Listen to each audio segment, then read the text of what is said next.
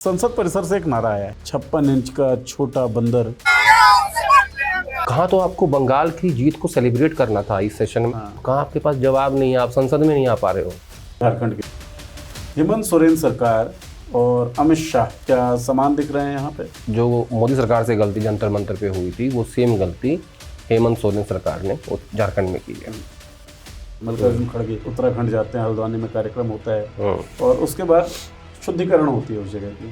अगर ये बीजेपी ने ये सब करवाया है तो ये इनकी राजनीतिक भूल नहीं है, राजनीतिक मूर्खता है। वर्गीस जॉर्ज कहते हैं कि थोड़ा सा ज्यादा रेडिकल अप्रोच अपनाना पड़ेगा। मतलब आपने अलायंस कर लिया, ठीक है, लेकिन मर्जर क्यों नहीं हो सकता है? किसका मर्जर? सपा और कांग्रेस का। उत्तर प्रदेश में मुझे ये बात मतलब लगती नहीं है कि हो जाएगी। तो कारण है पंजाब चलना चाहिए।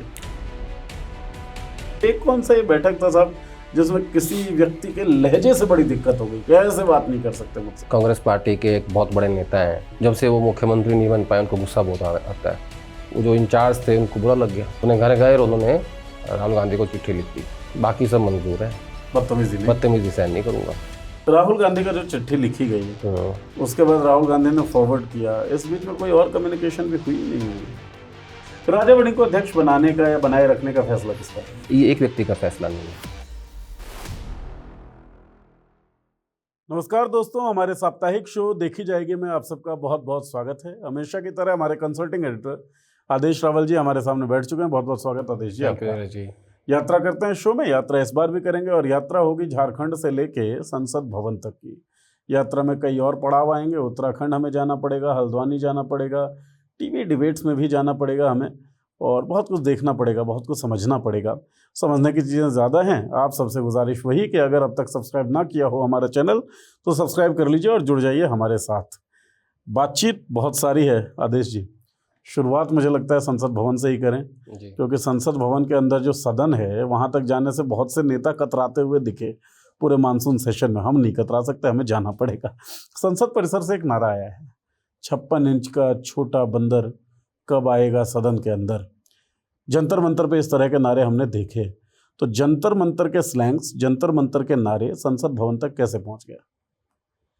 देखिए, एक तो दूरी ज़्यादा नहीं है दोनों के बीच में, और विपक्ष को ना पहली बार सरकार के ऊपर, मोदी सरकार के ऊपर हावी होने का मौका मिला है।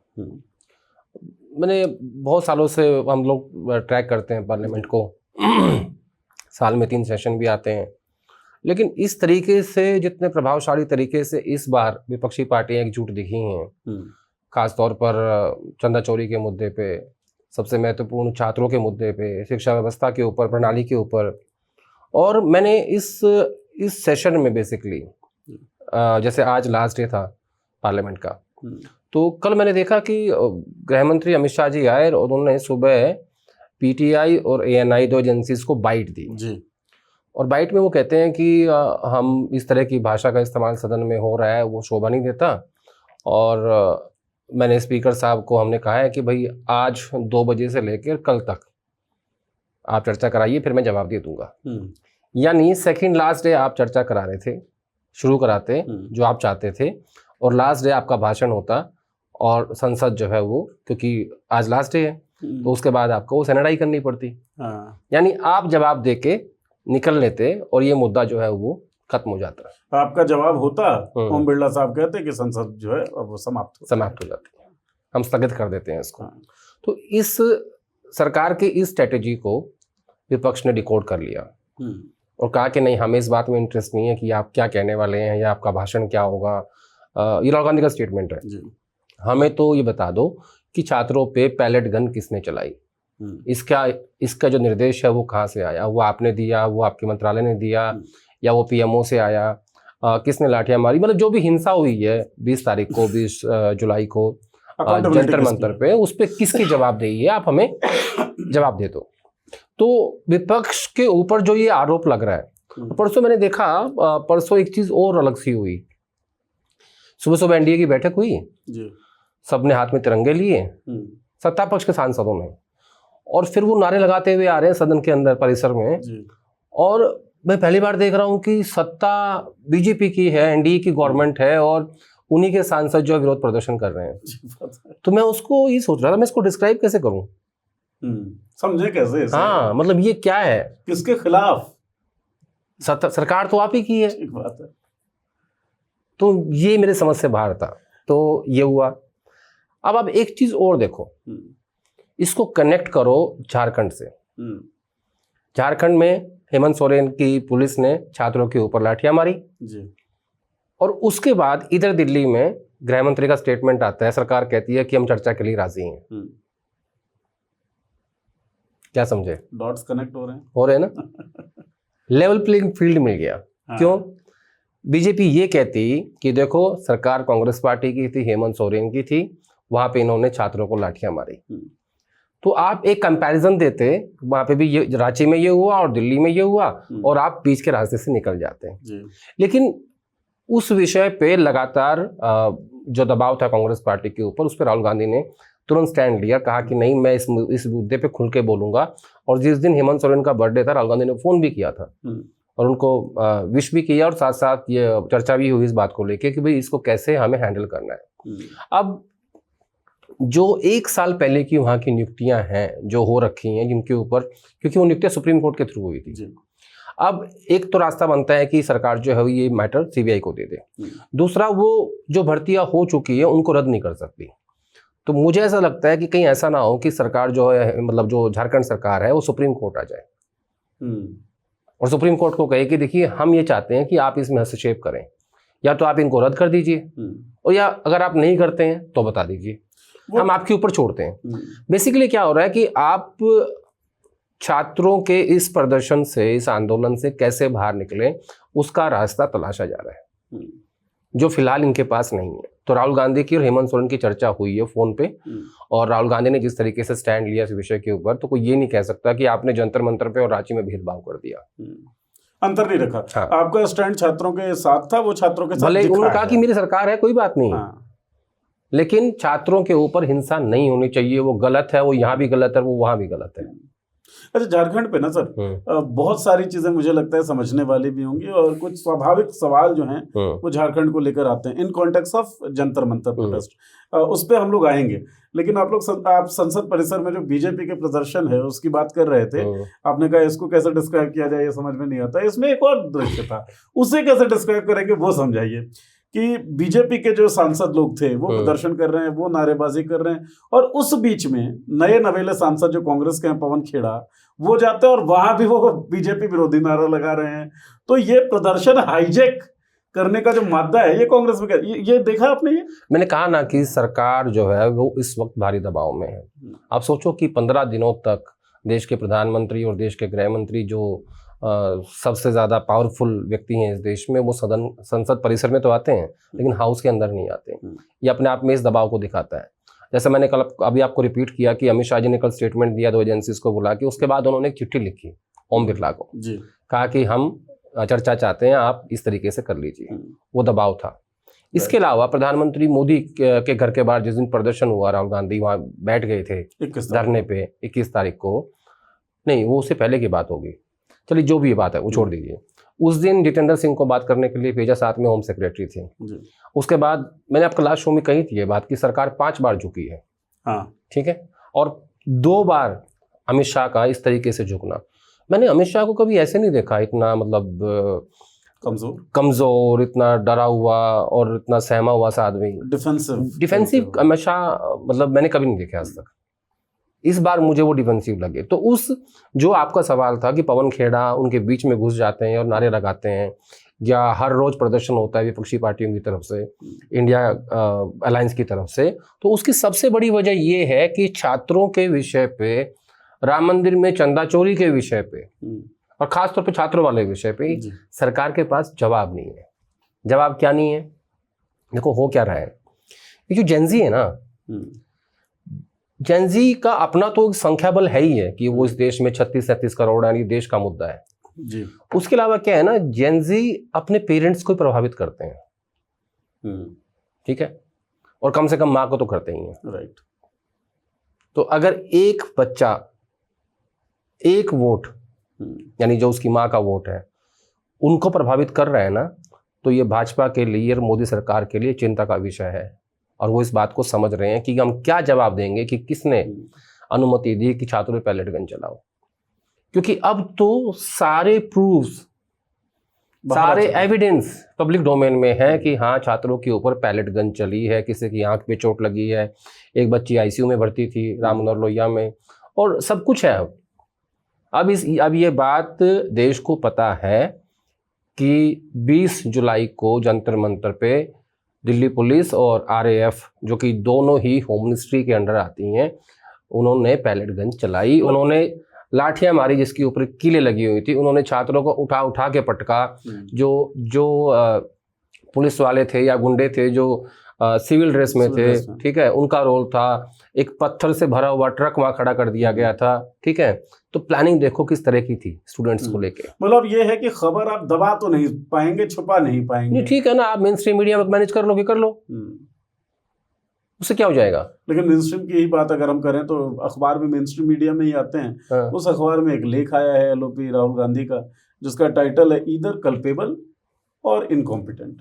देखिए, मैंने फिर कहा, विपक्ष कोई भी ऐसा मौका छोड़ना नहीं चाहता, खासतौर पर राहुल गांधी, जहां वो सरकार के ऊपर दबाव बना के रखना चाहते हैं हर तरीके से, चाहे वो प्रेस कॉन्फ्रेंस हो, चाहे वो अखबार में लेख हो, चाहे वो छात्रों को बुला के उनकी बात को कहना हो, ठीक है, चाहे वो उन लोगों से मिलना हो जिनको पैलेट गन लगी हैं। तो हर स्टेप पे आप देखेंगे कि सरकार को घेरने का, प्रेशराइज करने का जो जरिया है वो विपक्षी पार्टियां और राहुल गांधी छोड़ नहीं रहे हैं बिल्कुल भी। उनको दबाने की कोशिश हो रही है और दबा भी रहे हैं, और सरकार दब भी रही है, क्योंकि मुद्दा ही ऐसा है। स्ट्रेटेजिकली कम्युनिकेशन भी ठीक हो रहा है। हाँ, ठीक हो रहा है। अच्छा सर, हम देखी जाए कि कई शो में इस बारे में बात कर चुके हैं कि राहुल गांधी जब भी कोई मुद्दा उठाते, जैसे अडानी के बारे में अगर वो बोले, या राफेल के बारे में जब उन्होंने बोला, या चौकीदार चोर है का नारा उन्होंने दिया, तो कई सारी विपक्षी पार्टियां जो हैं उनके सुर में सुर नहीं मिला पाती थी, वो ताकत जो है एम्पलीफाई नहीं हो पाती थी। लेकिन अमित शाह के खिलाफ अब जब से ये बयान आना शुरू हुआ है, खासतौर पे छात्रों के खिलाफ हिंसा में, तो ऑपोजिशन का भी यूनिफाइड सपोर्ट दिखता है, उसी इंटेंसिटी के साथ दिखता है। इसके पीछे कोई कारण है, क्या है? क्योंकि अपोजिशन त्रस्त है सरकार की एजेंसियों से, टूटती पार्टियों से। कहीं ममता की पार्टी तोड़ रहे हो, कहीं उद्धव ठाकरे की पार्टी तोड़ रहे हो, कहीं आप ईडी भेज रहे हो जी। तो विपक्ष जो है ना, विपक्ष ये बात जानता है कि अगर वो आज इकट्ठे नहीं हुए ना तो उनका अस्तित्व खतरे में आ जाएगा, एग्जिस्टेंस का सवाल हो गया है सबके लिए, A to Z। तो जब आपका घर खतरे में होता है ना, तो फिर आपको इकट्ठा होना ही पड़ता है, और ये सबके लिए, इसमें कोई अछूता नहीं है। अरविंद केजरीवाल जेल गए, हेमंत सोरेन जेल गए, आपने ममता बनर्जी की पार्टी को तोड़ दिया, उसके 20 सांसद आज उस नई पार्टी में है जो पार्टी कभी चुनाव ही नहीं लड़ी है। आम आदमी पार्टी के 7 सांसद राज्यसभा में तोड़ दिया आपने, जबकि आपके पंजाब में 2 विधायक हैं। आपने उद्धव ठाकरे की पार्टी को तोड़ दिया, जो आपकी पुरानी सहयोगी थी इतनी बड़ी। उद्धव ठाकरे की पार्टी को तो 2 बार, हाँ, 2 बार तोड़ दिया, एक बार मुख्यमंत्री के लिए और दूसरी बार संसद के लिए, डिलिमिटेशन के लिए। लेकिन बावजूद उसके आप देखिए ना कि अगर अब भी विपक्ष इकट्ठा नहीं होगा तो कब होगा? हमारे किसी के पास चारा नहीं बचा हुआ है, और यही सबसे बड़ी वजह है कि डीएमके और एनसीपी शरद पवार, मैं सिर्फ इन 2 की बात कर रहा हूं, कि डिलिमिटेशन बिल के ऊपर इन लोगों ने अपने अंदर झांक के देखा होगा कि स्टूडेंट पॉलिटिक्स जो इस वक्त देश में हो रही है, उसके बाद भी क्या हमें सरकार के साथ जाना चाहिए? ये मुझे लगता है कि एक बड़ा बदलाव है। मतलब समय को देखने का नजरिया जो है वो बदल जाता है ना। जो सरकार बंगाल चुनाव जीत के आई थी और गदगद थी कि पहली बार बंगाल में आज़ादी के बाद पहली बार आपने बिहार में सीएम बना दिया, आपने बंगाल में सरकार बना दी, और अमित शाह जो है वो देश के चाणक्य, मतलब चाणक्य तो थे ही वो। फिर उसके बाद तो ये लगा कि नहीं, अब जो उत्तराधिकारी है मोदी जी की, उसमें कोई सवाल ही नहीं बचा है, वो अमित शाह है। कहाँ तो आपको बंगाल की जीत को सेलिब्रेट करना था इस सेशन में, और आपको एक झटके में परिसीमन बिल पास करके देश में 850 सीट करके कहते कि देखो अब चौथी बार आएंगे। और कहाँ आपके पास जवाब नहीं है, आप संसद में नहीं आ पा रहे हो। इसीलिए मैं कहता हूँ कि हिंदुस्तान की राजनीति का प्रेडिक्शन 5 दिन बाद क्या होगा नहीं पता, इसीलिए कहता हूँ। लेकिन चर्चाएं हम करेंगे कि 5 दिन बाद क्या हो सकता है। नहीं, वो ठीक है, लेकिन देखो एग्जैक्टली सेलिब्रेशन क्या होना था, बंगाल की जीत का श्रेय मिलना था अमित शाह को, वो क्या रहा है? आप दतिया हार रहे हो, सदन में नहीं आ पाए। नहीं, सदन में तो आ ही नहीं पा रहे। आप दतिया हार रहे हो, आप बांकीपुर हार रहे हो। अब एक चीज और देखो जो आपको थोड़ी सी अनकॉमन लगेगी, धर्मेंद्र प्रधान किसके आदमी थे? अमित शाह के। दतिया में जिसका टिकट कटा नरोत्तम मिश्रा किसका आदमी है? अमित शाह का। इसको टिकट दिया वो किसका आदमी था? पीएम का टिकट था वो, कि वो उनकी रैली वैली सब मैनेज करते थे। अमित शाह कहते हैं कि हम अकाली से समझौता नहीं करेंगे पंजाब में, पीएम उनको बुला के मिलते हैं।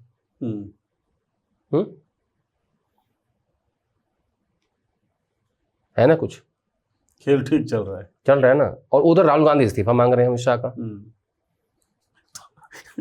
अमित शाह नरेंद्र मोदी मिले हुए, ultimately Arvind Kejriwal is true, सब मिले हुए हैं जी। तो ये ना, राजनीति इतनी आसान नहीं होती। राजनीति में मैं हमेशा कहता हूँ कि प्रेडिक्शन नहीं होता हिंदुस्तान की राजनीति का, कि कब क्या हो जाएगा। और दूसरा, राजनीति में 2 और 2 4 भी नहीं होते और 22 भी नहीं होते। सही बात है, कुछ अलग ही होता है। पता नहीं कौन सा गणित कहाँ फिट बैठेगा, वो क्या होगा क्या नहीं होगा।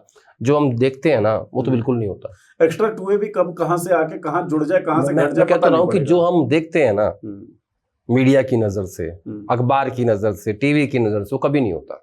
नहीं, बहुत बार always try to find out what is beyond that. तो दैट्स व्हाई वी टॉक ना सर, कि जो बियॉन्ड दैट है ना, वो असली खबर है। अगर आप उस बियॉन्ड दैट को डिकोड नहीं कर पा रहे हो ना, और जनता को बता नहीं पा रहे हो या बताना नहीं चाहते हो, क्योंकि सबके बस की बात भी नहीं है, क्षमता चाहिए इसके लिए, ठीक है ना। तो ये बड़ा इंटरेस्टिंग चल रहा है इस वक्त।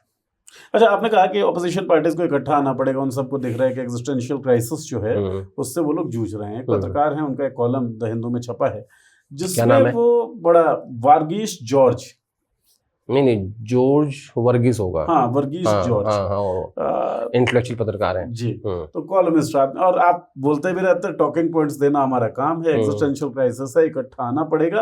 वर्गीस जॉर्ज कहते हैं कि थोड़ा सा ज्यादा रेडिकल अप्रोच अपनाना पड़ेगा। मतलब आपने अलायंस कर लिया, ठीक है, लेकिन मर्जर क्यों नहीं हो सकता है? किसका मर्जर? सपा और कांग्रेस का। नहीं, कांग्रेस का सपा में या सपा का कांग्रेस में? सपा का कांग्रेस में। और अगर ऐसा होता है तो नेचुरली जो अखिलेश यादव हैं वो यूपी के कांग्रेस के लीडर हो जाएंगे। नहीं, देखिए, ये कवि की कल्पना है, और इसमें कवि के घोड़े दौड़ रहे हैं, जहां तक वो दौड़ सकते हैं उनको दौड़ा रहे हैं वो। हालांकि ये बात सही है कि बहुत सारी क्षेत्रीय पार्टियां कांग्रेस पार्टी की कोस पे बनी है। पिछले इन 12 सालों में, 13 सालों में आम आदमी पार्टी ऐसी है कि जहां जहां वो गई उसने कांग्रेस पार्टी का वोट खाया। उससे पहले ममता बनर्जी और शरद पवार, इन दोनों पार्टियों ने कांग्रेस पार्टी का वोट खाया। और इन दोनों के बीच में 2009 और 10 के बाद YSR रेड्डी, मतलब जगन रेड्डी, उनके पिता की निधन के बाद हेलीकॉप्टर क्रैश हो गया था, उसके बाद जो पार्टी बनी उसने भी कांग्रेस पार्टी का वोट खाया। केसीआर ने भी कांग्रेस पार्टी की कोस पे बनी थी। क्योंकि क्या था, जब आज़ादी के बाद कांग्रेस पार्टी एक बड़ी पार्टी थी जिसने इस देश की नींव रखी थी, जिसमें श्यामा प्रसाद मुखर्जी और जब पंडित नेहरू और अंबेडकर साहब, ये सब लोग थे, राजेंद्र प्रसाद। तो तब पार्टियों की इतनी बात नहीं होती थी। श्यामा प्रसाद मुखर्जी रहे हैं नेहरू जी के साथ में, हाँ, कैबिनेट में रहे हैं, मतलब कांग्रेस में तो नहीं। हाँ, कैबिनेट में तो रहे हैं ना, मैं उसी की बात कर रहा हूँ। तो जब जैसे जैसे कांग्रेस पार्टी जिन जिन राज्यों में कमजोर होती गई, और उसकी जगह जो नई पार्टी आई, खासतौर पर जेपी आंदोलन, जो वो समाजवादी आंदोलन था, जो समाजवादी विचारधारा के लोग उससे निकल के आए, लालू जी, नीतीश और पासवान, इधर मुलायम सिंह यादव, तो ये सब बनी तो कांग्रेस की कोस पे ही है, उसमें तो कोई शंका नहीं है किसी को। लेकिन बंगाल हारने के बाद ये बात उठी कि क्या टीएमसी को मर्जर कर लेना चाहिए कांग्रेस पार्टी में। एनसीपी के मर्जर को लेकर बात हो रही है, पवार साहब बीमार हैं और अजीत दादा का प्लेन क्रैश में निधन हो गया, वहां ये बात हो रही है। लेकिन उत्तर प्रदेश में मुझे ये बात मतलब लगती नहीं है कि हो जाएगी। उसका कारण है, समाजवादी पार्टी 1992 में बनी, अखिलेश यादव 53-54 साल के हैं, युवा हैं, एक बार मुख्यमंत्री रह चुके हैं और समाजवादी विचारधारा की बात करते हैं। हालांकि वो अलग बात है कि कांग्रेस पार्टी भी पहले सोशलिस्ट ही थी नेहरू जी के समय पे। अब अवधारणा तो समाजवादी है, लगभग सबकी वही है। तो ये ना, जैसे मैंने कहा कि ये कवि की कल्पना है, ये डुएबल नहीं लगता मुझे। मतलब ये इसके संभावना मर्जर की बहुत कम है। इसके बदले में अखिलेश यादव ये कह सकते हैं कि नहीं, ये काम करो कि यूपी में तुम कांग्रेस मर्ज कर दो मेरे साथ। हाँ, मतलब अगर मर्जर ही प्लान है हाँ, तो कोई देगा क्यों? मतलब सब अपने पास रखना चाहेंगे। 18 देखो अपनी जमीन कोई नहीं छोड़ता। राइट। 1885 में कांग्रेस बनी, 1992 में समाजवादी पार्टी बनी, और अखिलेश यादव को अपने रहते मुलायम सिंह ने एक बार मुख्यमंत्री बना दिया। दिखाए भले ही झगड़ा था कि झगड़ा है, लेकिन बनाया तो बेटे को ही था। तो इसमें संभावनाएं बहुत कम है, जैसा मैंने कहा, मैं आपको फिर रिपीट कर देता हूँ। और इन्होंने इसमें शायद ये ना कहा हो कि दलित दोनों का जो अप्रोच है वो सेम है। हाँ, दोनों का टेरेन जो है, प्लेग्राउंड जो है वो लगभग सेम दिखता है। नहीं, मैं इसको सेम नहीं मानता। हाँ। मैं इसको सेम नहीं मानता। क्यों नहीं? ट्रेडिशनली नहीं है, लेकिन फिलहाल जहाँ पे फाइट कर रहे हैं फिलहाल हो सकता है, क्योंकि राहुल गांधी कास्ट सेंसस की बात कर रहे हैं, ठीक है, ओबीसी की बात करते हैं। अखिलेश यादव की जो पॉलिटिक्स है वो ओबीसी की है, लेकिन राहुल गांधी ने जब संविधान की बात करी और जो वो दलितों की बात करते हैं, ठीक है, कभी समाजवादी पार्टी के पास कोई दलित वोट बैंक आया ही नहीं। वो तो 2024 में कांग्रेस पार्टी के कारण अखिलेश यादव को वोट दिया, ये तो उनको ही पता है। भाई, मायावती का साथ छोड़ के संविधान के मुद्दे पे, राहुल गांधी की अपील पे, उत्तर प्रदेश में खास तौर पर मुसलमान तो गए समाजवादी कांग्रेस पार्टी में, गठबंधन में आए, दलित भी आया। तो कांग्रेस पार्टी राहुल गांधी के कैंपेन पे जो कैंपेन गांव-गांव तक पहुंच गया था कि बीजेपी को 400 सीट इसलिए चाहिए क्योंकि वो संविधान बदलने वाले हैं, और उसको खड़गे साहब ने और राहुल गांधी ने बड़े अच्छे से बनाया, और वो संविधान की कॉपी दिखाई कि देख लो यही खतरे में है, और इसी से देश चलता है, इसी से आपका आरक्षण है, वो सब छीन जाएगा। सही बात है। तो इसलिए मैंने कहा ना कि कहाँ 22 जनवरी को राम मंदिर का भव्य आयोजन हुआ और उसके बाद सब लोग बेहोश हो गए, राजनीतिक विपक्षी पार्टियां, कि 400 ही आएंगी इस बार तो। अब करें तो करें क्या? और 22 फरवरी से लेकर अप्रैल तक देखो आप क्या हुआ। अच्छे से याद है मुझे, 23 अप्रैल की बात है, हमारे गांव में था, मैं एक छोटा सा कार्यक्रम था, वहां मैंने लड़के के मुंह से बात सुनी थी कि हमारे बाबा की किताब चेंज कर देंगे। तो मैसेज पहुंच गया। तो मुझे समझ नहीं आया ये क्या कह रहे हैं। तो मैंने अपने चाचा से पूछा, ये लड़का क्या कह रहा है? तो बोला कि ये कह रहे हैं कि हमारे बाबा की किताब चेंज कर देंगे, ये अम्बेडकर साहब की बात कर रहा है और संविधान की बात कर रहा है। 23 अप्रैल को मैं हैरान हो गया, गाँव में था मैं, उनका यार ये बात यहाँ तक आ गई है। वहीं से मैंने कैलकुलेशन शुरू की थी कि कितनी सीट आएंगी बीजेपी की। 23 अप्रैल की एक घटना से आपको क्या क्लिक कर जाए ना पता नहीं होता। राइट। तो मुझे वो बात क्लिक इसलिए कर गई कि एक लड़का जो अनपढ़ है, एजुकेटेड नहीं है, वो अपने बाबा साहब अम्बेडकर की किताब संविधान, जो सब मानते हैं कि भाई उसके जो मेन आदमी था संविधान बनाने में, वो अम्बेडकर साहब थे। उन्होंने पूरे विश्व के लोकतंत्र की कॉन्स्टिट्यूशंस को उठाया और उसको मजबूत बनाया, इकट्ठा किया। तो वो बात मुझे क्लिक कर गई। तो ये जो बात कह रहे हैं पीडीए वाली, जोर साहब, जो हिंदू का लेख है, इसमें बहुत सारे झोल है, कॉम्प्लिकेशंस है इसमें। मतलब उन्होंने कल्पना तो की, कवि की कल्पना तो ये हुई, घोड़े भी दौड़े लेकिन मंजिल तक पहुंच नहीं पाए। With due respect to him, is a senior journalist. हाँ, तो वही है कि जो आपका टेरेन रहा है, जैसे सपा का टेरेन हमेशा से ट्रेडिशनली अगर देखें तो MY समीकरण, मुस्लिम और यादव समीकरण। कांग्रेस भी सर ट्रेडिशनली तो अपर कास्ट की पार्टी कही जाती रही, बेशक इसको दलित सेगमेंट से अच्छा खासा वोट मिलता है। मुख्यमंत्री कितने ब्राह्मण मुख्यमंत्री बने उत्तर प्रदेश में, लेकिन इस वक्त जो कांग्रेस के बारे में तो कहा ही जाता है ब्राह्मणों की पार्टी है। जी, एग्जैक्टली। अपर कास्ट की पार्टी है, सवर्णों की पार्टी, और आज बीजेपी के बारे में कहते हैं। बीजेपी तो जो सत्ता में होता है वो ब्राह्मणों की हो जाती है। तो चालाक लोग होते हैं, चालाक लोग हैं। अच्छा, ब्राह्मण ना सिर्फ अपनी वोट नहीं देता है, दिलवाता भी है। हाँ, वो समाज को प्रभावित करता है अपने विचारों से। ब्राह्मण बहुत शानी कौम है। ये बड़े ब्राह्मणवादी हो रहे हैं। नहीं, मैं ब्राह्मणवादी नहीं रहा हूँ, मैं सच बता रहा हूँ। देखो, जब भी इस चीज को समझना हो ना, जब भी समाज को समझना हो, खास तौर पर किसी जाति के इन्फ्लुएंस को समझना हो, तो हमेशा ना गांव को समझो पहले। राइट। अगर आपके गांव में 10 घर ब्राह्मणों के हैं ना, वहीं से आप समझ जाओगे कि उनका कितना इन्फ्लुएंस है, कैसे गांव के बड़े बड़े चौधरी ब्राह्मणों के पैर छूते हैं। तो वो प्रभावित करते हैं आपको, वो अपनी एजुकेशन का फायदा उठाते हैं, वो जैसे भी करते हो कर लेते हैं वो। तो हमेशा किसी भी जाति के इन्फ्लुएंस को समझने के लिए वापस जाओ एक बार गाँव में, समझ जाओगे। ठीक बात है। पता क्या है, जितने भी ये देखते हो ना, mood of the nation, who is more popular than, ये फलाना जिनको चलता है, इसका एक सीधा क्राइटेरिया है। ग्रामीण पृष्ठभूमि में चले जाओ, सब पता लग जाएगा। गांव के बैठकों में बैठ जाओ, चौपालों पे खड़े हो जाओ, चाय पी लो 2-4, उनकी बात सुन लो बैठ के, बुजुर्गों की बता देंगे सब। ठीक बात है। मतलब अल्टीमेटली देखिए, महात्मा गांधी सच रहते हैं और महात्मा गांधी सही कहते हैं कि भारत जो है वो गांव में बसता है। भारत को जानना है तो गांव को जान लीजिए। टेरेन अलग अलग बेशक ट्रेडिशनली दिखते हैं, लेकिन फिलहाल जिस प्लेग्राउंड पे अखिलेश यादव और राहुल गांधी दोनों लड़ रहे हैं वो प्लेग्राउंड सेम दिखता है। अखिलेश यादव पीडीए का नारा दे रहे हैं, राहुल गांधी भी लगातार Dalit outreach, caste census, caste justice, इस सब की बात कर ही रहे हैं। हालांकि हाल के दिनों में उन्होंने ओबीसी और कास्ट सेंसस की बात करनी थोड़ी कम कर दी है।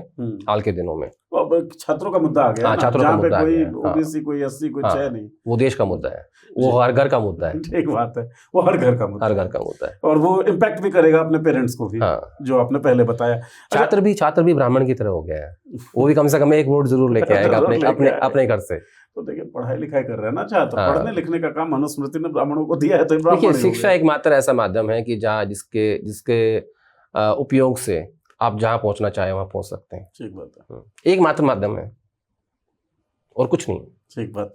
तो आप कह तो रहे हैं और ये जो आप पूछ रहे थे पहला सवाल, कि छोटा बंदर या बड़ा बंदर, जो भी आप बोल रहे थे, मैं ऐसी भाषा का इस्तेमाल नहीं करता। ये क्या है, ये कहाँ से आया? विपक्षी सांसद कर रहे हैं नहीं, ये कहाँ से आया? ये उन्हीं शिक्षित छात्रों ने दिया है, जंतर मंतर से आया, और जो आपको हर्ट भी किया। राइट। हर्ट कैसे किया? कि आपको आके ये कहना पड़ा कि मुझे बहुत गालियां दी गई, मेरी माँ को गालियां दी गई, यानी आपके पास पूरा फीडबैक था कि हाँ आपको इतनी गालियां पड़ रही हैं, तो वो चुभा है आपको, तभी आपको ये लगा कि नहीं मैं इनको माफ कर देता हूँ। आप अभिभावक बन गए। बेशक आपसे कहा जा रहा है कि माफी मांगिए, हाँ, लेकिन आपको लगा कि माफ कर देते हैं। अच्छा, आपने कहा कि सर अब पिछले कुछ दिनों से राहुल गांधी भी दलितों और ओबीसी की बात करनी थोड़ी सी कम कर दी है उन्होंने, हम नहीं करेंगे इसलिए क्योंकि संसद में ये बात हो रही है। मल्लिकार्जुन खड़गे कांग्रेस अध्यक्ष उत्तराखंड जाते हैं, हल्द्वानी में कार्यक्रम होता है और उसके बाद शुद्धिकरण होती है उस जगह की, शुद्ध किया जाता है। आज का सबसे बड़ा मुद्दा वही है। और संसद के अंदर मैंने रात को 11:30 बजे के आसपास ये ट्वीट किया। हाँ, जबकि मैं रात को बहुत कम देखता हूँ ट्विटर वगैरह, पर मुझे लगा कि नहीं ये बड़ा मुद्दा है। और जब मैं सुबह उठ के मैंने देखा राज्यसभा में खड़गे साहब ने खुद खड़े होकर स्टेटमेंट दे दिया कि मैं कभी आज तक रोया नहीं हूँ कि मैं दलित हूँ, मुझे बचाओ, किसी की मदद के लिए गिड़गिड़ाया नहीं हूँ, मैं लड़ा हूँ और लड़ूंगा।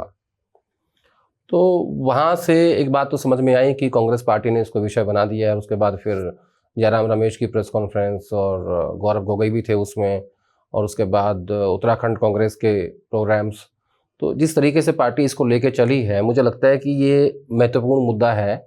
और जो मैं आपसे अभी 2 मिनट पहले बात कर रहा था दलित राजनीति की, देखिए बीजेपी के भीतर दलित पॉलिटिक्स नहीं होती, और ना ही बीजेपी के अंदर कोई ऐसा दलित नेता है जो बड़ा नेता हो जिसको बीजेपी ने बनाया हो। क्षेत्रीय पार्टियां, रामविलास पासवान, मायावती जी, कांग्रेस एक, लेकिन कांग्रेस की जो राजनीति है वो बहुत ज़्यादा, अगर आपको दलितों में पोलराइजेशन करना पड़ेगा।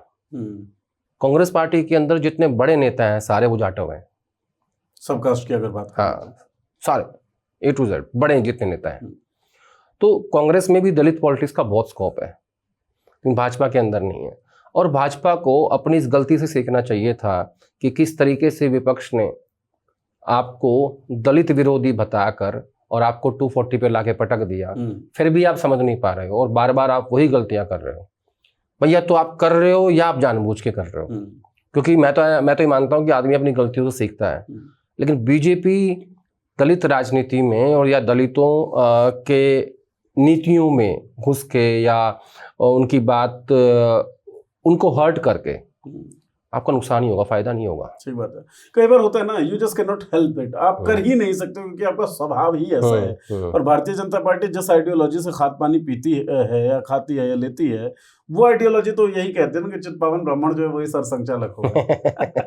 तो सारे मुझे लगता है एक ही ठाकुर हुए हैं आरएसएस के जो प्रमुख हुए हैं, वो आई थिंक यहाँ से आते थे, वेस्टर्न यूपी से। वेस्टर्न यूपी सवर्णी थे? नहीं, अच्छा। एक ठाकुर हुए, बाकी सब ब्राह्मण हुए। हाँ, सवर्ण तो हुए, ठाकुर साहब भी तो सवर्ण ही हुए ना, जनरल हुए। बहरहाल उत्तराखंड से मतलब मैं ऐसा मानता हूँ कि अगर ये बीजेपी ने ये सब करवाया है शुद्धिकरण, जहाँ खड़गे साहब भाषण दे के आए हल्द्वानी में, तो ये इनकी राजनीतिक भूल नहीं है, राजनीतिक मूर्खता है, ब्लंडर है। हाँ, क्योंकि आप इसके ऊपर चोट खा चुके हो और ऐसी चोट लगी है आपको कि वो चोट से आप राज्यों के चुनाव तो आप जीत गए, लेकिन उभर नहीं पाए हो आज तक। उस 2024 का जो चुनाव नतीजे से वो सीधा सीधा मोदी जी के चेहरे पे रिजल्ट आया था। उसने बता दिया था कि मोदी जी कहाँ, मोदी जी आप कहाँ खड़े हो। और जिस हिसाब से आखिर में कुछ सीटें जीती गई, जो छोटे छोटे मार्जिन से जीती गई, अगर उनकी सच्चाई आप बाहर रख दो तो खेल कुछ और ही था, ठीक है ना। तो देश ने आपको बता दिया था कि आप कहाँ खड़े हुए हो। बेशक, और उसमें सिर्फ एक ही चीज थी, इस देश के दलित। और अब आप एक राष्ट्रीय पार्टी के राष्ट्रीय अध्यक्ष के साथ ऐसा कर रहे हो, तो ये मुद्दा नहीं बनेगा, ये गांव गांव तक नहीं जाएगा, ये शहरों में नहीं जाएगा। तो मुझे लगता है कि ये राजनीतिक मूर्खता है अगर ये बीजेपी के लोगों ने करी है तो। ठीक बात है। अच्छा, होता है ना कि आप कई बार भस्मासुर क्रिएट कर देते हैं, आपके इकोसिस्टम के लोग ही होंगे जिन्होंने शुद्धिकरण करवाया है। ऑब्वियसली तो इकोसिस्टम के लोगों को एजुकेट कर दो कि भैया ये सब मत करो, अभी मामला बहुत फंसा पड़ा है। इकोसिस्टम के लोग ना एजुकेट हो नहीं सकते, और अगर एजुकेट है भी ना तो वैसा व्यवहार नहीं कर सकते,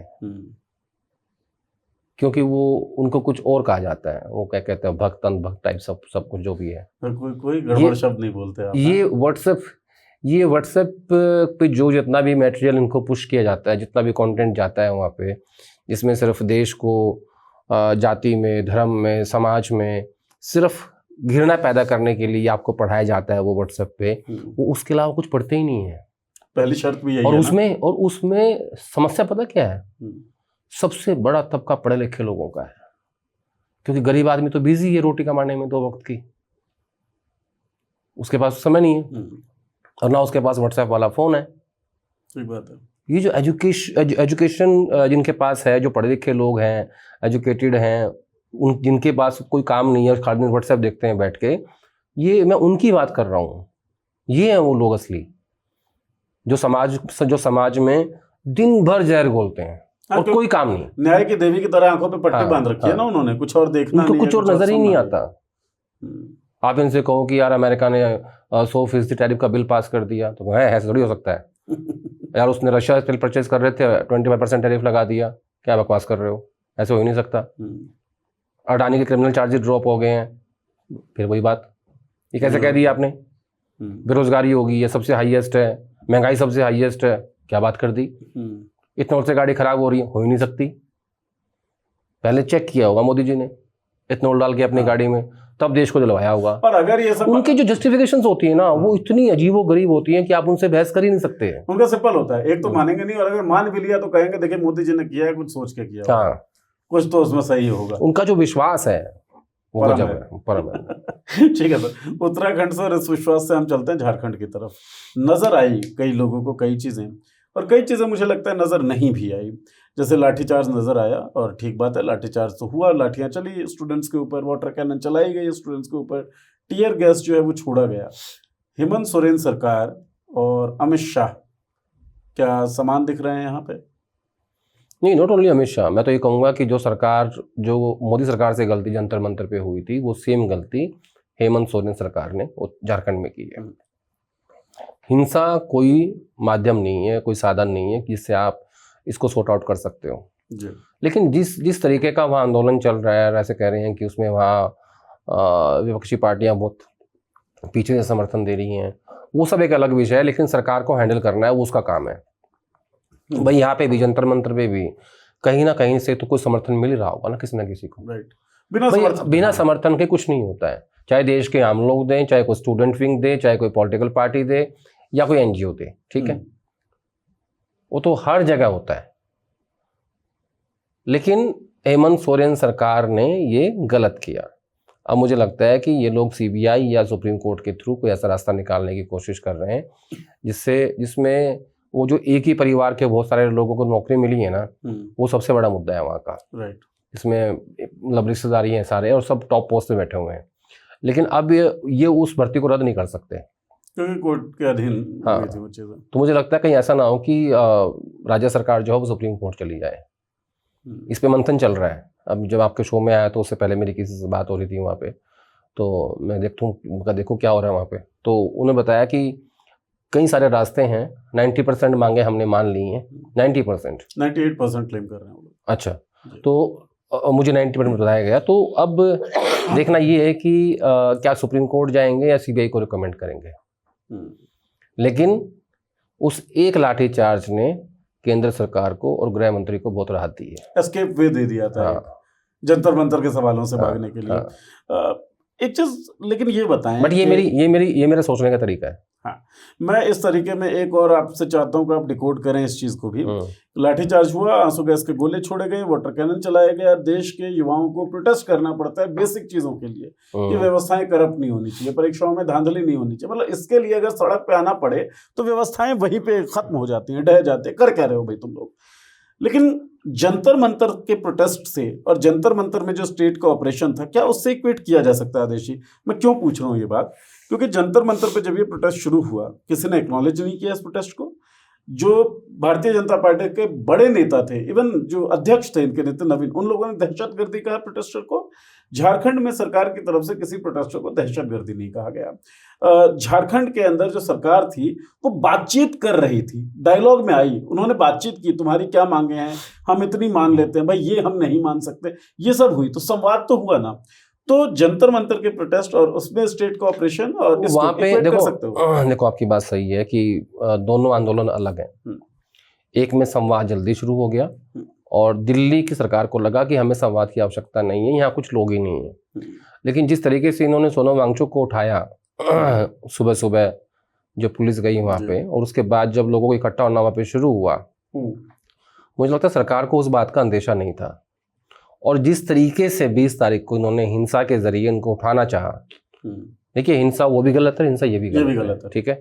लेकिन जो हिंसा की जो डिग्री थी, पैलेट गन, लाठियों में कील लगा के मार रहे हो, छात्रों को उठा के पटक रहे हो, ठीक है, लड़कियों से बदतमीजी कर रहे हो, महिलाओं से बदतमीजी कर रहे हो, और ट्रक खड़ा कर दिया आपने पत्थरों का भर के वहाँ पे। किस लिए भाई? कौन है ये बच्चे? तो वैसी कोई रिपोर्ट अभी तक रांची से नहीं आई है, मैंने नहीं पढ़ी है कि किसी को पैलेट गन चलाई हो, किसी को लाठीचार्ज हुई। मैं मानता हूँ गलत हुई, हिंसा हुई, गलत हुई।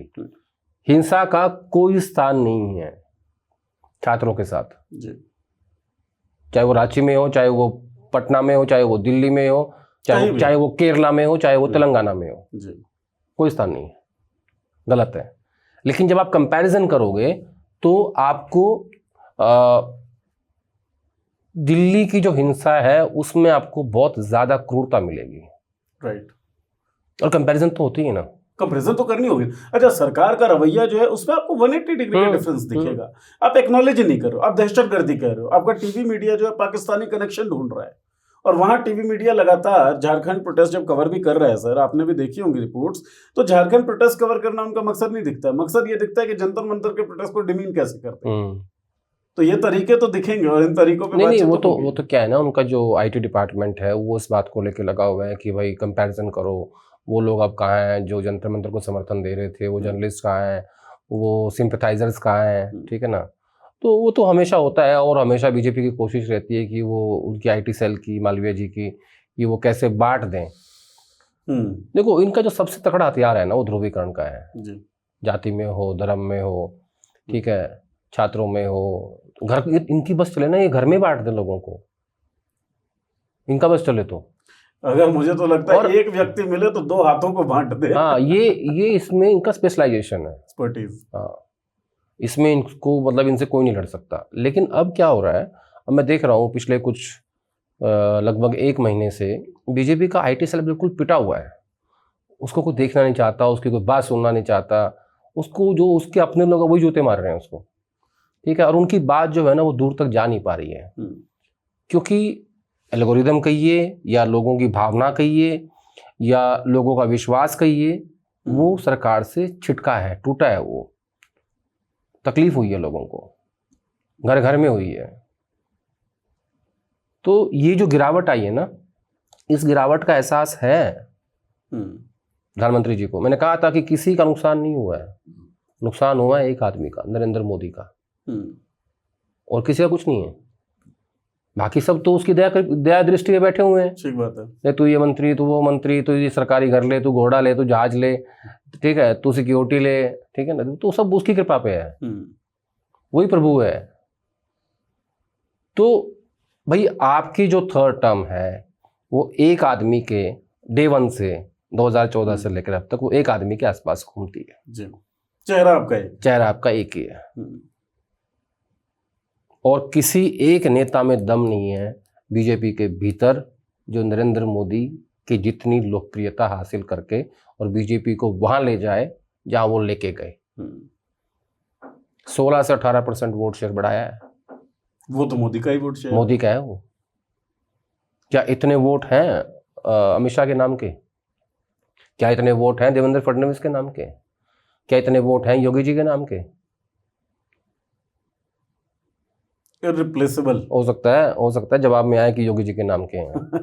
नाम पूछ लेते भाई, तुम बता। लेकिन हाँ। जो लोग कह रहे हैं ना वो भ्रम में जी रहे हैं। हाँ, वो भावनाएं हैं सर। और देखिए, भावनाएं हैं, भक्ति में तर्क नहीं होते हैं।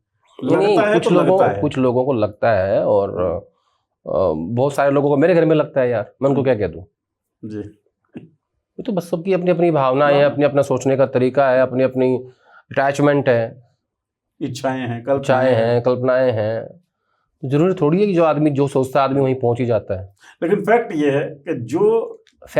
है कि जो मोदी के नाम का वोट है वो बीजेपी में किसी एक भी नेता के नाम नहीं, इतना वोट उनके नाम पे नहीं पड़ सकता। और दूसरा फैक्ट ये है कि मोदी जी की छवि को गहरा धक्का लगा है। इसको अभी मान लो, फायदे में रह जाओगे, मान लोगे तो इसको ठीक भी कर सकते हो। ठीक बात है। लेकिन ठीक होना मुश्किल है, क्योंकि 37 करोड़ जेनजी हैं, और अगर एक जेनजी अपनी माँ की वोट भी ले गया ना, खेल खत्म है। और मैं ये नहीं कहता सारे दे देंगे।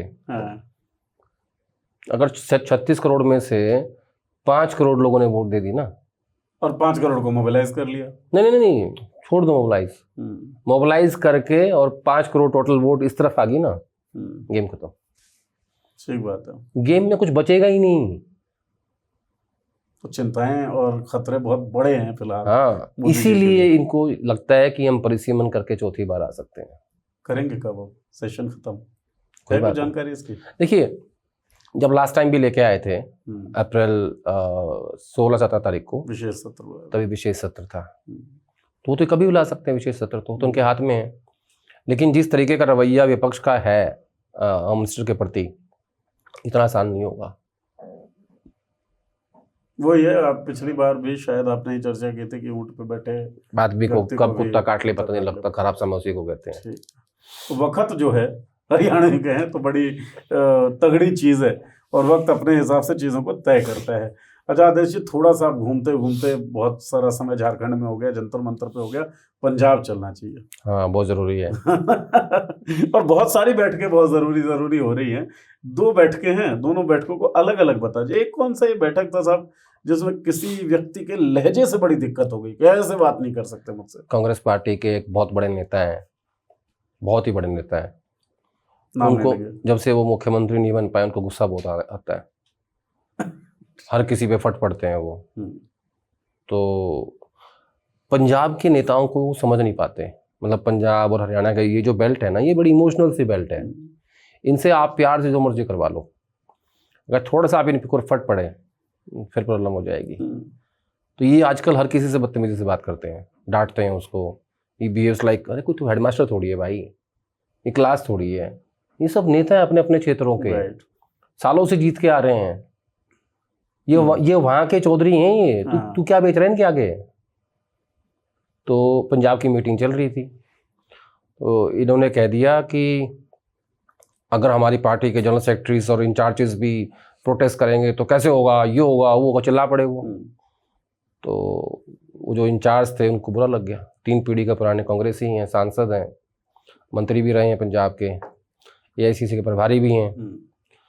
तो अपने घर गए और उन्होंने राहुल गांधी को चिट्ठी लिख दी, बाकी सब मंजूर है, बदतमीजी सहन नहीं करूंगा, 3 पीढ़ियों का पुराना कांग्रेसी हूं, अपने घर बैठ जाऊंगा, लेकिन ये नहीं अलाउ करूंगा। तो राहुल गांधी ने वो चिट्ठी नेताजी को फॉरवर्ड कर दी, जिन नेताजी ने बदतमीजी की थी, क्योंकि वही सर्वसर्वा है आजकल। एक्चुअली वो उनको होना तो चाहिए जज की भूमिका में, वन वकील जाते हैं, जज का काम होता है इंसाफ देना सबको। राइट।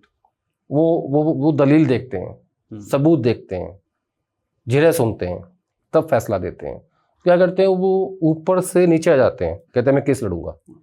मजा आता है उनको केस लड़ने में? मजा नहीं आता उनको पता नहीं उनको काम क्या है, उनको इस बात का आभास नहीं है। तो उनको वो चिट्ठी फॉरवर्ड कर दी गई, उन्होंने वो चिट्ठी पढ़ी, तो फ़ोन किया कि मैं आपके घर आना चाहता हूँ। 1-2 बार तो उसने उठाया नहीं फ़ोन। भैया मैंने कहा ना कि देखो वहाँ के लोग प्यार से जो मर्जी करा लो, अगर आंखें दिखा दी अनाड़ी हैं फिर पूरे। और हरियाणा पंजाब एक ही तो है। अरे हरियाणा में हर कोई चौधरी, पंजाब में हर कोई सरदार। तो बाद में फिर वो घर गए, फिर उन्होंने कहा कि नहीं मेरा मूड बड़ा ख़राब था और मैं आपसे माफ़ी चाहता हूँ, मैं आपसे माफ़ी मांगता हूँ। अच्छा, माफ़ी मांगनी पड़ी, ऐसा नहीं हो सकता भाई। राहुल गांधी का जो चिट्ठी लिखी गई उसके बाद राहुल गांधी ने फॉरवर्ड किया, इस बीच में कोई और कम्युनिकेशन भी हुई नहीं हुई? कम्युनिकेशन बहुत सारे हो रहे हैं। एक तबका ये कह रहा है, ये बताने की कोशिश कर रहा है कि चन्नी साहब जो हैं वो बीजेपी के टच में हैं। तो चन्नी साहब ने भी एक मैसेज किया राहुल गांधी को कि ये जो लोग कह रहे हैं आपको, ये बिल्कुल झूठ है, मैं प्योर कांग्रेसमैन हूँ और कांग्रेस में ही रहूँगा, मुझे कुछ मिले या ना मिले, आप मुझे मिलने का समय दीजिए, फिर मैं बैठ के बात करूँगा। तो फिर एक कोशिश ये हुई कि इस पूरे हंगामे के बीच में राहुल गांधी को पंजाब ले जाओ ताकि एग्जिस्टिंग लीडरशिप पे मोहर लग जाए। राइट। लेकिन वो गांधी फैमिली ने मना कर दिया, क्योंकि आज जो आलोचना या जो नारेबाजी हो रही है वहाँ पे, एक गुट की दूसरे गुट के खिलाफ और दूसरे गुट की पहले गुट के खिलाफ, वो तो सेम चलेगी। और अगर आपका नेता जाएगा वहाँ पे, उसके सामने भी अगर यही हो गया तो उसकी क्या इज्जत बचेगी? ठीक बात है। ठीक है। तो वो गांधी परिवार ने उनके पास सारी रिपोर्ट तो है ही है, तो वो उन्होंने समझा और उसको मना कर दिया कि नहीं ऐसा कुछ नहीं हो सकता। तो मुझे ऐसा लगता है अब हम जब हमने जहाँ से शुरुआत की थी, मामला फिर आके वहीं रुक गया है। पंजाब में शुरुआत हमने वहाँ से की थी कि राहुल गांधी और खड़गे साहब ये चाहते हैं कि दोनों पद पीसीसी प्रेसिडेंट और नेता प्रतिपक्ष जटसिक नहीं होने चाहिए। और हाईकमांड चाहता था कि विजेंद्र सिंगला अध्यक्ष बन जाए, जो कि पार्टी हाईकमांड का आदमी है और हिंदू चेहरा है, और चन्नी साहब जो है कैंपेन कमेटी चीफ बन जाए, और कैंपेन कमेटी चीफ जो है वो चेहरा हो जाएगा। तो हिंदू, जटसिक और दलित, प्रताप सिंह बाजवा उधर सीएलपी थे और इधर दलित चेहरा, तो आप एक कॉम्बिनेशन बनाएंगे और आप उसमें चुनाव के बीच में जाएंगे। ये खड़गे साहब और राहुल गांधी की दोनों चाहते थे और ये तय हो चुका था, बिल्कुल तय था। फिर गांधी परिवार के एक सदस्य ने चन्नी साहब को फोन करके ये कहा कि ये हमने तय किया है। ये जो ऑफिशियल चिट्ठी आई थी ये उससे पहले की बात बता रहा हूँ मैं। ठीक है। तो चन्नी साहब ने मना कर दिया कि नहीं आप ऐसा ना करो जी, मैं आपकी बड़ी इज्जत करता हूँ और मुझे ये मंजूर नहीं है। और बाकी लोगों ने भी दिल्ली मैसेज भेज दिया कि हमें सिंगला मंजूर नहीं है। सिंगला से मतलब दोनों ही गुटों को दिक्कत थी? नहीं, जो उस वक्त घटना घटी, तो फाइनली वो रोक दिया गया। और फिर पार्टी ने ये तय किया कि ठीक है, कैंपेन कमेटी चीफ चन्नी और पीसीसी प्रेसिडेंट राजा वड़िंग, और वो रिलीज निकाल दी। उसके बारे में बात नहीं की गई जैसे इस बारे में जब कोई माना ही नहीं तो फिर ये देखो चन्नी साहब से भी कई गलतियां हुई हैं। 2 साल पहले की बात है जब भूपेश बघेल को जनरल सेक्रेटरी बनाया गया था, इनके साथ शायद मीनाक्षी भी बनी थी, तब 4-5 लोगों को जनरल सेक्रेटरी बनाया गया था इंचार्जेस। तो उसमें चन्नी साहब को भी ऑफर दिया गया था कि भाई आप भी जो है पार्टी के महासचिव बन जाओ, तो इसने मना कर दिया। चन्नी साहब ने कहा कि भाई मैं नहीं बनता। इनको नहीं समझ नहीं है कि कांग्रेस पार्टी में जब भी आपको गांधी परिवार कुछ दे, पहले वो ले लो, ठीक है, पहले वो लेके और फिर आगे की राजनीति करो। क्या अशोक गहलोत जनरल सेक्रेटरी नहीं बने? क्या वो मुख्यमंत्री नहीं बने? बने ना बाद में भी। बेशक जी। यहाँ तो रिवाज है कि आप मुख्यमंत्री से हटे तो पार्टी के जनरल सेक्रेटरी से हटे तो मुख्यमंत्री। ठीक है, अब चन्नी साहब को ये बात कौन समझाए, क्योंकि वो दिल्ली की राजनीति करते नहीं और वो पंजाब के सबसे लोकप्रिय कांग्रेस नेता। हाँ। अब राजा वड़िंग को दिल्ली की राजनीति करता है, चाणा है, क्योंकि नीचे से आया है, राहुल गांधी का सिस्टम सब समझता है। तो चन्नी साहब से पहली भूल तो वो ही थी कि उन्होंने जनरल सेक्रेटरी बनने से मना कर दिया था। जनरल सेक्रेटरी बनते, ऐसी की राजनीति करते, कुछ समझते। जब आप ऐसी राजनीति करोगे तो आपकी मुलाकात सारे स्टेक होल्डर्स के साथ होगी जी, और लगातार होगी। कांग्रेस प्रेसिडेंट के साथ होगी, जनरल सेक्रेटरी ऑर्गेनाइजेशन के साथ होगी, गांधी फैमिली के साथ होगी, और जो आपके समकक्ष जनरल सेक्रेटरी उनके साथ होगी। आपकी धीरे धीरे एक लॉबी बनेगी, आप लोगों को जानोगे, मिलोगे, मतलब आपका ना एक प्रॉपर चैनल सेटअप हो जाएगा दिल्ली के अंदर कि हाँ दिल्ली की राजनीति है क्या। नए नए वकील बन सकते हैं आपके। ठीक है, फिर भाई साहब ने मना कर दिया, समझ नहीं आया। पहली गलती तो वो ही। मुझे एक लाइन कही थी अहमद पटेल जी ने, वो ट्रेजरार थे, उन्होंने कहा कि मैंने एक बार नाराज होकर ट्रेजरार से इस्तीफा दे दिया था बिना बताए सोनिया गांधी को। बोला मुझे वो नाराजगी ठीक करने में कई साल लग गए थे। अच्छा। तो चन्नी साहब से पहली गलती वो हुई जिसका मैं जिक्र कर रहा हूँ। दूसरी गलती इनसे ये हुई कि जब गांधी परिवार के एक सदस्य ने इनको फ़ोन करके ये कहा कि हम ये फैसला कर रहे हैं कि सिंगला साहब और आप कैंपेन कमेटी चीफ और ज्वाइंट लीडरशिप में हम पंजाब चुनाव में जाएंगे, इन्होंने मना कर दिया। कहा कि मैं आपकी बड़ी इज्जत करता हूँ जी। तो उन्होंने कहा कि अगर इज्जत कर रहे होते तो तुम्हारी बात मान लेते ना। ठीक है, मामला बिगड़ गया। अब इन्होंने चिट्ठी निकाल दी। चिट्ठी में क्या लिखा कि हम राजा वड़िंग को अध्यक्ष बनाते हैं, और वो तो पहले से था। उस चिट्ठी की भाषा में भी बहुत राजनीतिक खेल है, और वो खेल किसका है? जज का नहीं है, वकील का है। तो अब फिर से वो स्थिति वहीं पे आ गई है, क्योंकि बघेल साहब 5 दिन वहां पे थे, 5-6 दिन, और वो बूथ मजबूत कर रहे थे या क्या कर रहे थे, वो हर डिस्ट्रिक्ट में जा रहे थे और हर जगह पे विरोध प्रदर्शन हो रहा था। सारे नेता एक तरफ हैं, बघेल साहब और राजा वड़िंग एक तरफ हैं, मामला फंसा हुआ है। अब जब ये माफीनामे हो रहे हैं, दिल्ली में मीटिंग हो रही है, तो दूसरे तबके को ये आश्वासन दिया गया है कि आप लोग वहां पे जो झगड़ा चल रहा है उसको कूल डाउन करो। दूसरा तबका मतलब चन्नी वाला। अब तो प्रताप बाजवा भी इधर आ गए हैं। चन्नी है, प्रताप बाजवा है, रंधावा, इनकी मीटिंग तो रोज ही हो रही है अब। अच्छा, पंजाब के लोग शाम को मिल लेते हैं। ठीक है, रंधावा जी हैं, हालांकि इसमें बहुत सारे लोग शराब भी नहीं पीते। अच्छा, ऐसे भी लोग हैं बहुत सारे। रंधावा साहब हैं, कुछ नहीं। तो ये सारे लोग जो हैं एक तरफ हैं, राजा वड़िंग एक तरफ हैं, और मामला फिर यहीं आकर रुक गया। ये कह दिया गया इनको कि शांत हो जाओ, अगर जितना शोर मचाओगे कुछ नहीं होगा, शांत हो जाओगे तो क्या पता हो जाए। तो इस क्या पता हो जाए में हम अपने दर्शकों को बता देते हैं कि इस क्या पता हो जाएगा में कुछ भी हो सकता है, उम्मीद मत तोड़ना भी। अच्छा, हाँ। ठीक है, मुझे एक चीज समझाइए आप कि विजेंद्र सिंगला को अध्यक्ष पद के लिए राहुल गांधी और मल्लिकार्जुन खड़गे चाहते थे, अध्यक्ष और जो पार्टी के नेता हैं दोनों।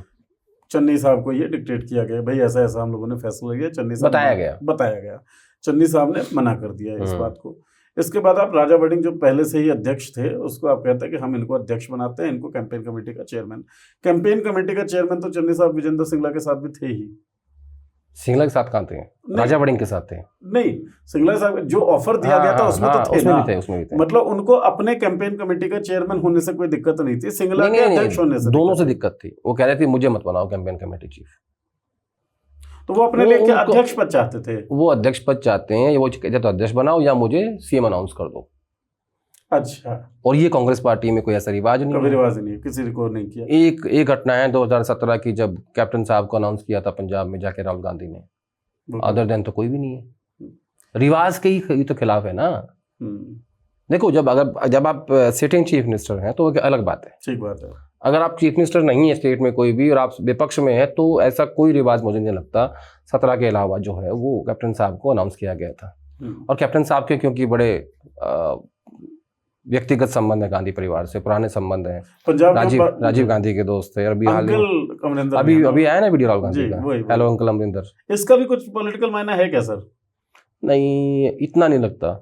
लेकिन मुझे लगता है कि एक तो शायद जट सिक्कों में मैसेज देने की कोशिश हो रही है। शायद अमरिंदर की तरफ से भी ये बयान आया ना कि मैं हमेशा वो मतलब बड़ा प्यारा परिवार है हमारे लिए और अच्छी बात। उनकी तो संबंध ही डिफरेंट टाइप के हैं ना, उनके संबंध पॉलिटिकल थोड़ी ही हैं।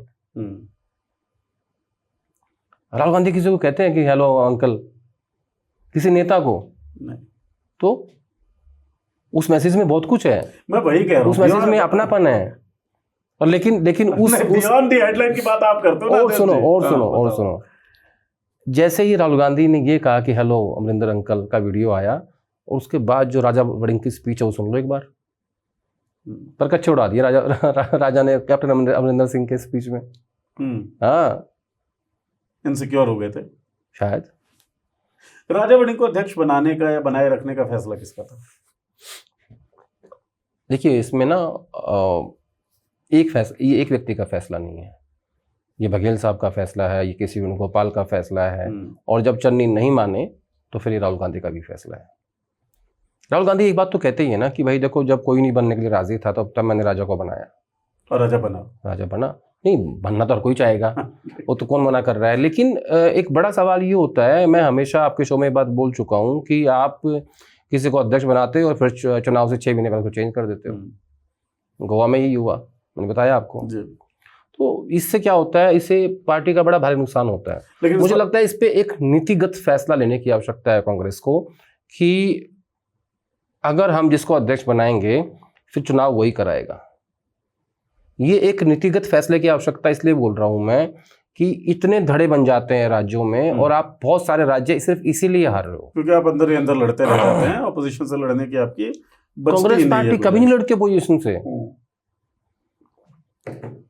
कभी नहीं लड़ती, वो खुद से लड़ते हैं। अब इसी में ना, क्योंकि हमारी पहले भी बात हुई थी जब हमने ये बात की कि आप 5 साल तक एक आदमी को देते हैं अध्यक्ष पद, चुनाव से पहले उसे हटा देते हैं। इस बार तो चुनाव से पहले नहीं हटे, संभावनाएं बन रही थी। उसके बाद राजा वड़िंग ही अध्यक्ष हैं फिलहाल। नहीं, फिलहाल है ना फिलहाल तो है। हाँ, फिलहाल है। हाँ? फिलहाल जब वो जा रहे हैं, प्रभारी भी उन्हीं का चाहते थे कि भाई यही बने, भूपेश बघेल साहब, केसी वेणुगोपाल जीएसओ साहब जो हैं वो भी चाहते थे कि ये बने, बन गए, फिलहाल हैं। और जब जा रहे हैं तो आपने अभी चर्चा में बोले कि भूपेश बघेल और राजा वड़िंग, इनके अलावा कोई दिखता नहीं, बाकी सब लोग जो है। तो 5 साल अध्यक्ष रह के राजा वड़िंग ने कुछ लोग नहीं कमाए क्या? राजा वड़िंग ना, इस बात पे हंस रहे पहले। राजा वड़िंग ना बहुत डिफरेंट पॉलिटिशियन है। एक तो वो बहुत मीठा है, मतलब जब आपसे मिलेगा तो आपको लगेगा कि सिर्फ आप ही हो उसके जीवन में। दूसरा, उन्होंने कोशिश की लोगों को जोड़ने की, लेकिन जो ये बड़े नेता हैं, जितने चन्नी साहब हैं, बाजवा हैं, सुखविंदर रंधावा हैं, बहुत सारी लंबी फहरिस्त है। ये सब उम्मीदवार हैं मुख्यमंत्री के, और चन्नी साहब तो पूर्व मुख्यमंत्री हैं। बाजवा साहब को राहुल गांधी ने कैप्टन अमरिंदर सिंह के सामने एक ऑल्टरनेट के रूप में खड़ा किया था, उनको पंजाब कांग्रेस का अध्यक्ष बनाया था, एक समय ऐसा भी था। और रंधावा साहब 2022 में जब सीएम चेंज कर रहे थे, जब चन्नी को बनाया था, वो भी उम्मीदवार थे। तो हाँ, जब इतने ज़्यादा लोगों की महत्वाकांक्षाएं होती हैं कि हमें भी चीफ मिनिस्टर बनना है, तो फिर ऐसे में ज़रूरी नहीं है कि सब आपके साथ चलेंगे। और दूसरा, राजनीति में कोई किसी के साथ नहीं होता, सब अपने साथ होते हैं। लेकिन अभी तो बहुत सारे लोग चन्नी के साथ दिख रहे हैं ना, ये तमाम नाम जो आप ले रहे हैं। उसमें वो उनका गुट है, ठीक है, और वैसा गुट राजा वड़िंग नहीं बना पाए अपने लिए।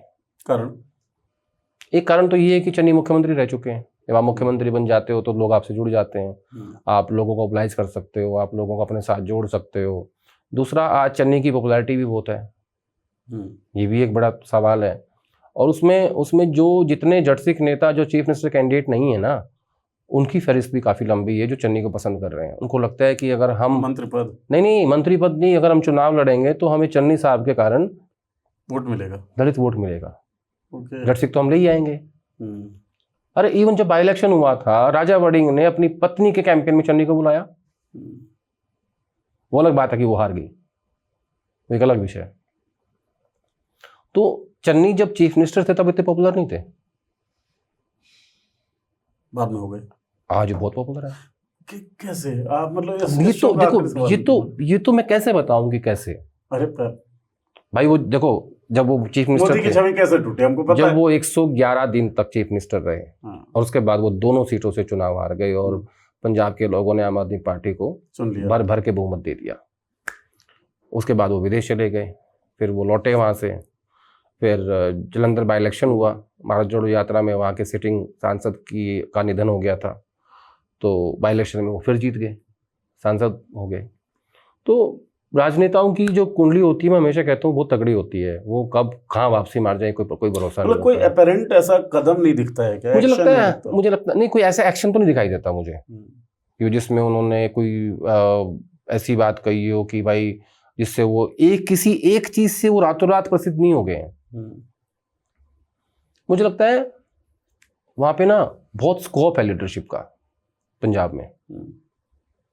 और जो राहुल गांधी जो सोच रहे थे कि मैं उत्तर भारत में एक दलित मुख्यमंत्री बनाऊं, उन्होंने बना तो दिया, एक्सपेरिमेंट फेल हो गया, वो अलग कहानी है। लेकिन अब वो चाहते हैं कि ये जो मेरा एक्सपेरिमेंट था ना, इसको मैं कामयाब कर दूं, तब मुझे ज़्यादा खुशी होगी कि हाँ, मैंने जो सोच के किया था कि इस जट सिख डोमिनेट राज्य में मैंने एक दलित मुख्यमंत्री बनाया, जहाँ पंजाब में सबसे ज़्यादा दलित आबादी है, काशीराम भी उस धरती से आते हैं। तो वो उनके मन में एक इच्छा है, लेकिन चन्नी साहब उस इच्छा को समझ नहीं पा रहे हैं, या कोई समझा नहीं पा रहा है उनको। बहुत सारे मैसेजेस जो है इस शो में, खास तौर पे इस 10 मिनट में आ गया है कांग्रेस के लिए, चन्नी साहब के लिए। देखो एक बात समझो नीरज, जब हम बैठते हैं, हम बात करते हैं ना, जब तुम सवाल पूछते हो उसी दौरान मेरा जवाब बनता है। हाँ, नहीं बिल्कुल ठीक बात, ठीक है। और परिस्थितियां, जो भी परिस्थितियां होती हैं, मैं उसमें बिना दिमाग लगाए इतना बैलेंस जरूर करता हूँ कि भाषा का सही इस्तेमाल हो, बस कोई मेरे पर डेफिनेशन ना करे, बाकी मैं कुछ नहीं सोचता। नहीं, ठीक ही बात है। देखिए आप खेल रहे हैं सर, हम खिला रहे हैं टाइप है ना, तो हम तो उस तरीके से देख रहे हैं संदेश कहाँ कहाँ से निकल के कहाँ कहाँ पहुंच सकता है। तो भारतीय जनता पार्टी को हम लगातार कई शो से संदेश दे रहे हैं कि भाई आपका कम्युनिकेशन फेल है, आपके स्ट्रेटजी बनाने वाले लोग फेल हैं।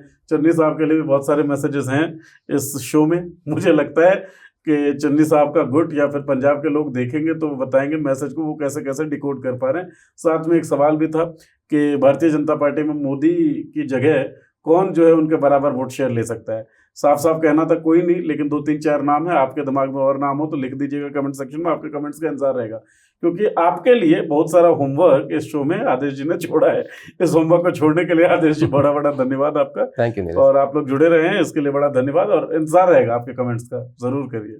शुक्रिया।